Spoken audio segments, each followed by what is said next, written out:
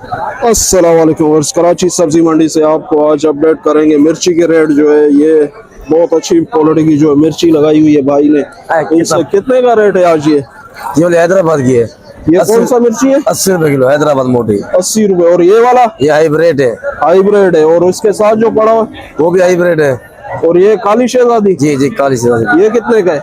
ये 40 रुपए किलो बेच रहे हैं। 40 रुपए किलो है। वो भी वही है बोरा जो पड़ा हुआ है? जी जी जी। और ये इस तरफ जो है ये मोटी, ये वाला? ये नेचर मोटी। ये कैसे?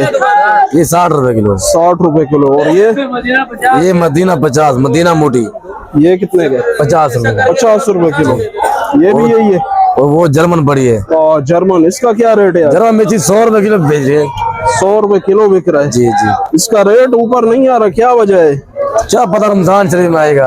अच्छा, रमजान में आएगा मिर्ची तो का। ये भाई ने अपडेट कर दिए हैं इसके रेट जो है।